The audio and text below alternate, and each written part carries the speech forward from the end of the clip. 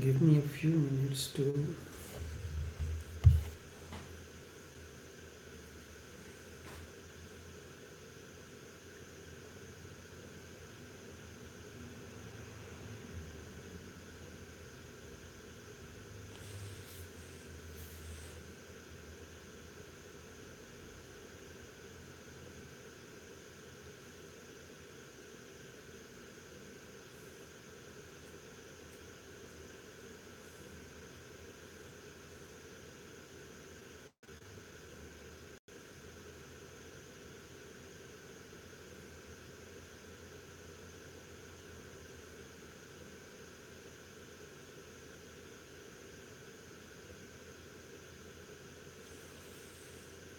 good morning, everyone.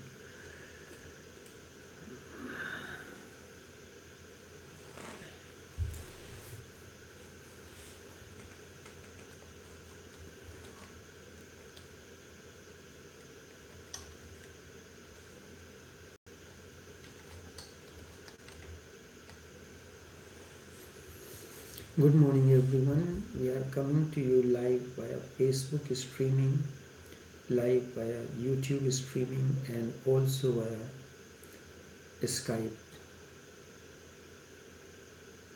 Each one of you is welcome for this morning's live broadcast. Non-doing is the way for transformation. What is non-doing?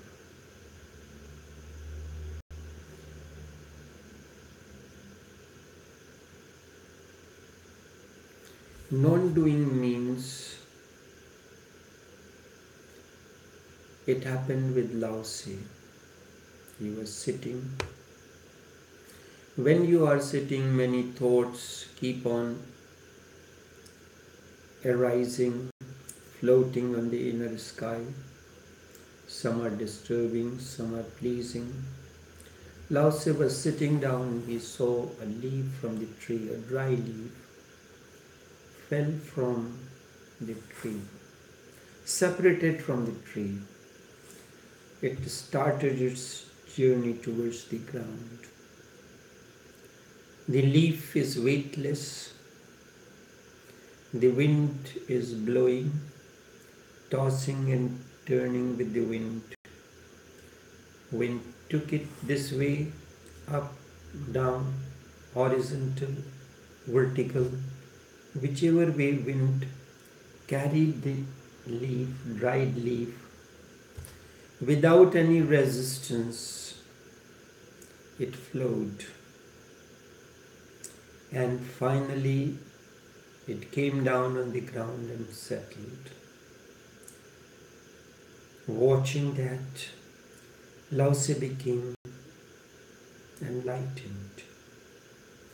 This is non-doing. Lao Tse was not doing anything. The leaf was not doing anything. Lao Tse was simply being a witness to what was happening. What was happening to the leaf, what was happening within, it is non-doing. If one experiences or understands inwardly the deep feeling of becoming a dry leaf, to be moved only by the existence itself, then how can one push oneself to breathe or jump or do anything at all but lie flat on the earth and dissolve? Experience and understanding are two different things.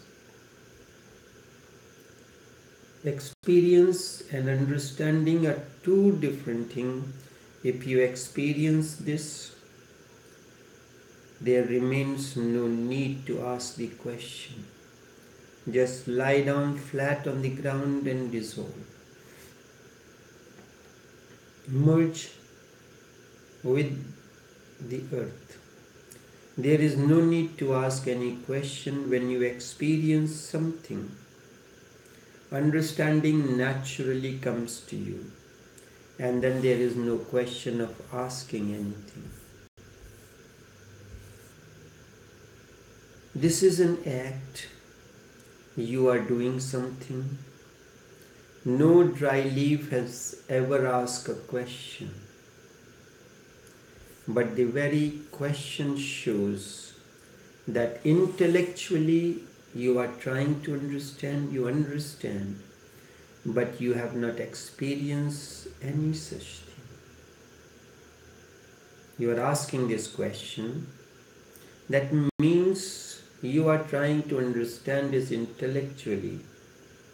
Existence is to be experienced first. Indeed, intellectual understanding cannot become the understanding at all. Intellectual understanding is just an appearance of understanding. It appears that you have understood. In reality, it is not understanding in any way. Why do I say this? I will write a sentence. You will feel why. If one experiences or understands, you cannot use the word or because they are not the same thing. Either you experience or you do not. First thing, intellectual understanding differs from experience. Intellectually you understand, but that does not mean you experience that.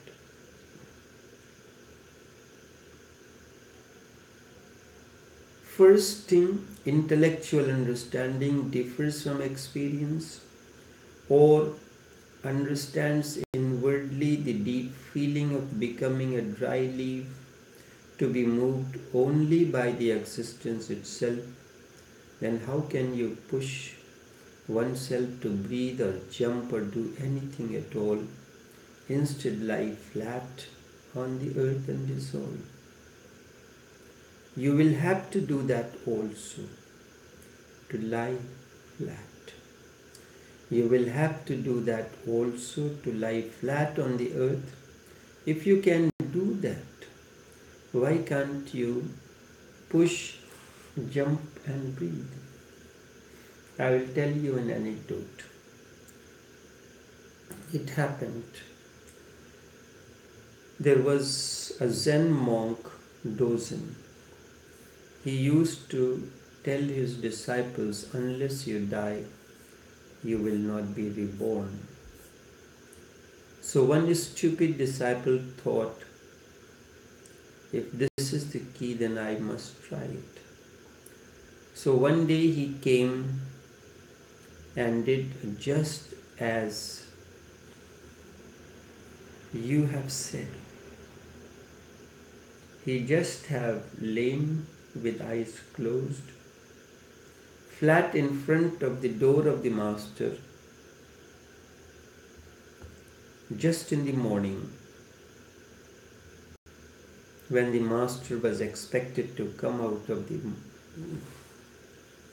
room for morning prayers. The master opened the door and found the disciple was lying there, not breathing, as if dead. The master said, "Okay, doing well." The moment master said, "Okay, doing well," so the disciple opened one eye just to see the expression on the face of the master. And Dogen said, "Stupid,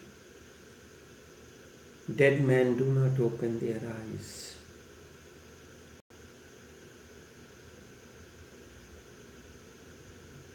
He opened one of his eyes to see the expression on the face of the master. And Dogen said, "Stupid, dead men do not open their eyes. You will have to do that also, to lie flat on the ground but that will be your doing. And these breathing exercises are to help you so that it can happen and it is not your doing. Speaking to you, I am not doing any effort for breathing, but breathing has become quietened.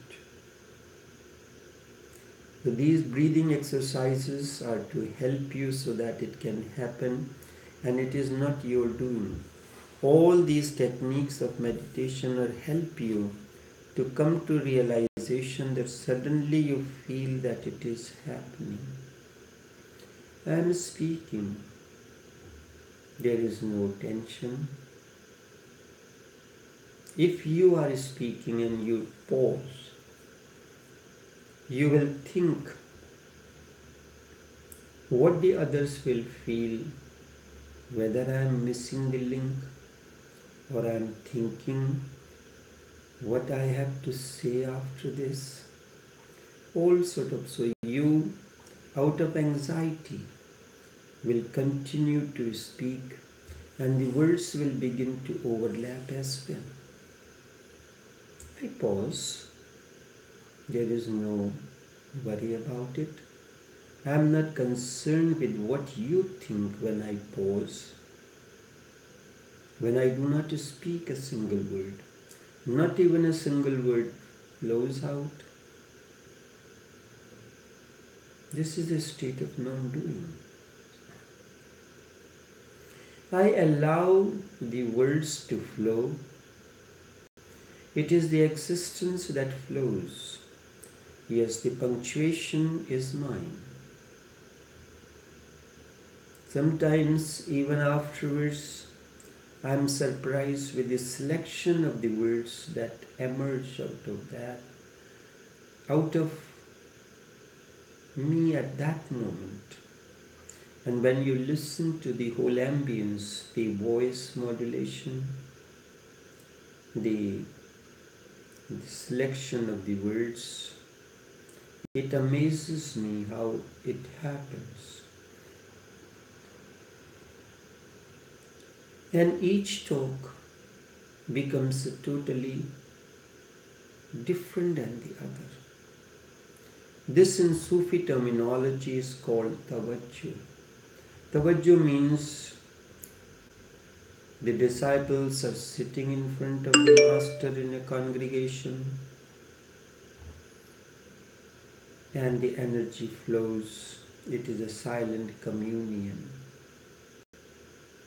But because of the nature of this streaming, you are not sitting in front of me, I cannot see you, but there is a great communion.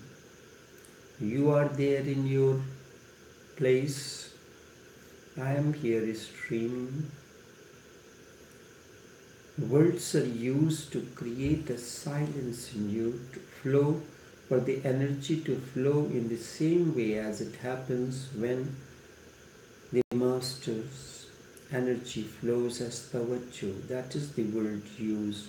Tawajjuh means literally the attention. My attention is towards you. Because of this attention, it makes you attentive. You are quietened. If something is very interesting, you listen to it with great concentration, if that word is suitable to be used. And in that, you fall in a gap.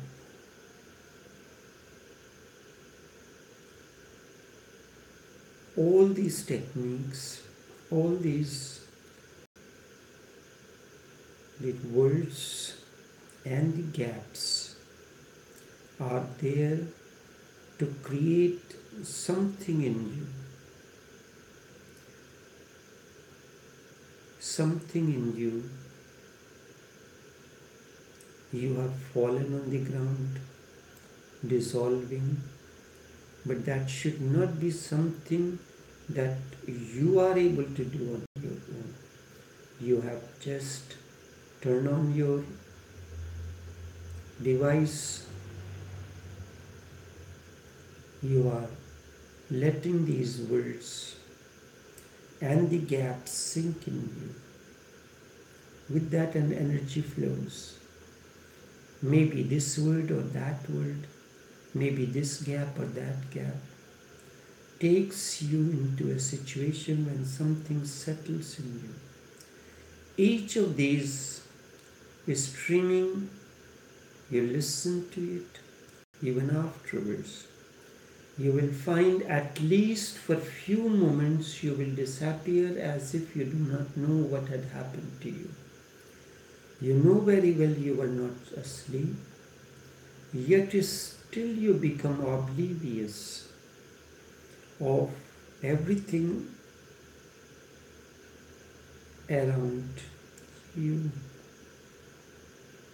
As if you have drowned into this silence, into this ambience that is happening through this talk. You have not done it. All you have done, you turned on your device through the medium that is suitable to you. The words are overflowing, creating the gaps, and these words and the gaps create grooves in you. And at least during each broadcast, you will disappear, even if it happens in the first instance for a few moments. But it does happen to each one of you. No one can deny that. Even when I listen to these broadcasts times, as if I'm listening to a broadcast, not mine, and it puts me into the same situation. There is nothing that is being done on your part. You cannot do it. If it is doing, then the whole point is lost. It must be a spontaneous happening. A spontaneous happening. And right now, whatsoever you do will not be spontaneous. Whatsoever you are doing means effort. And I know you have to make effort for breathing, for catharsis, for using any mantra, whether it is who or anything else. You have to bring all possible efforts. These efforts are not going to become your enlightenment, because enlightenment is never achieved through efforts. When efforts are lost, then something happens. The efforts will bring you to the point where you enter into the realm of effortlessness. The two things are important. You are trying to remember something, you stress, you try to bring it to the surface, but it is not coming. This is your effort. A stage comes when your effort crosses the boundary of the effort and enters into the zone of effortlessness. The words are spoken. These words are taking you to the state of wordlessness. That is silence, the gap. And the moment it happens, something happens.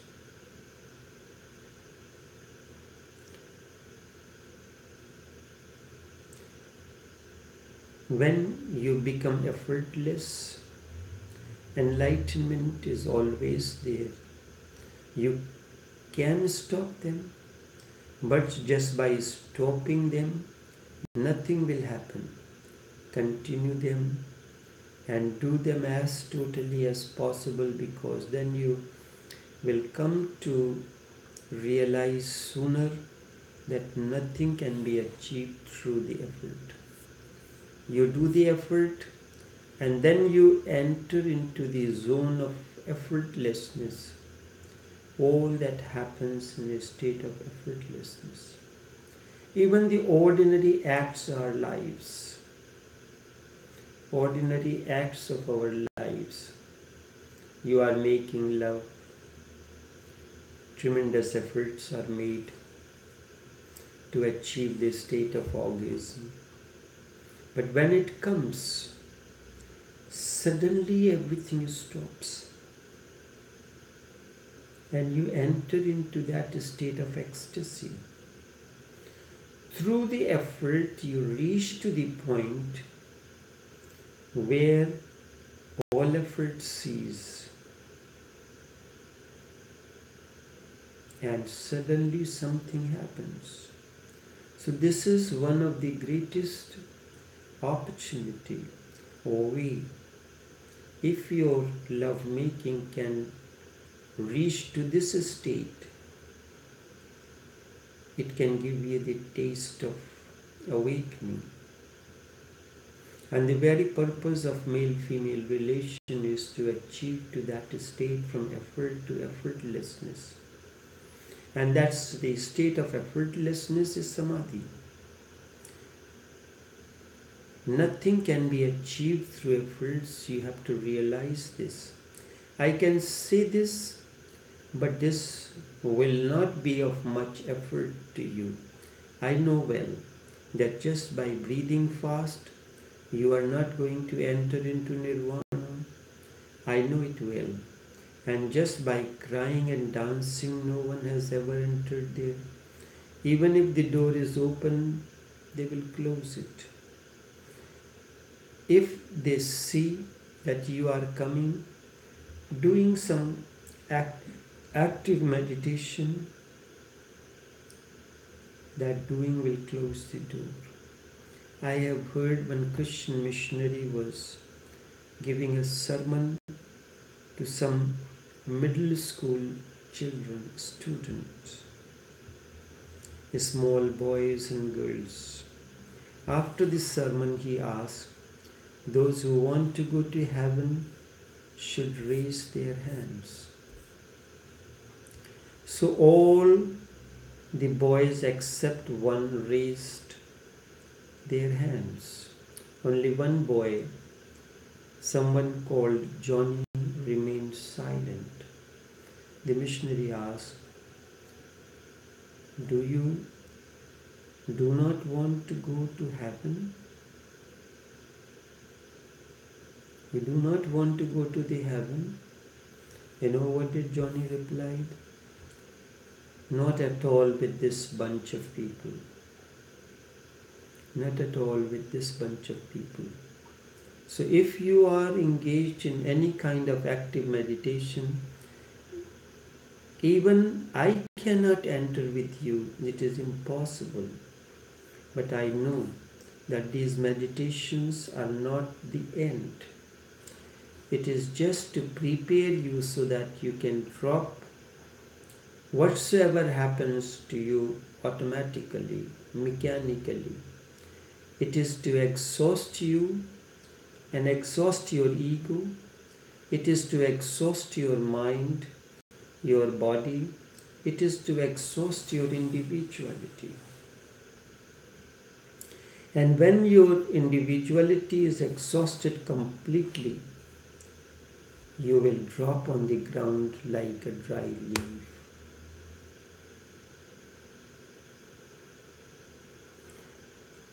But not like the disciple of Dozen. If he could have done some active meditation, the whole story would have been different. Then there would have been no need to lie down on the ground.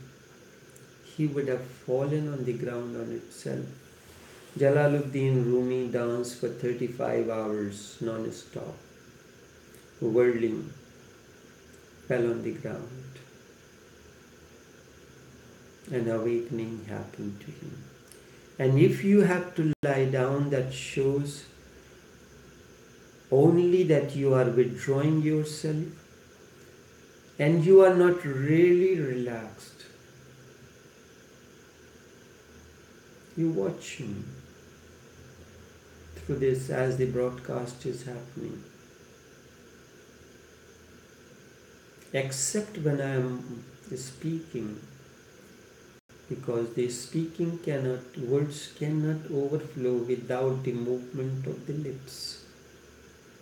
Otherwise the body remains still like a statue, as if there is no movement.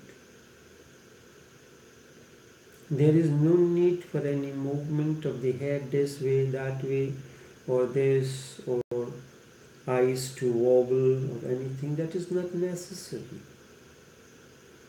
The words are emerging out of the deep state of relaxation.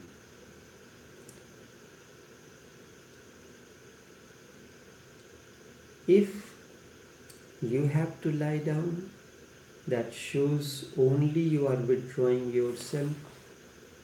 You are not really exhausted. If you simply move totally in whatever I am saying to do, you will get exhausted. You have a certain amount of energy, a limited amount of energy. That energy can be exhausted.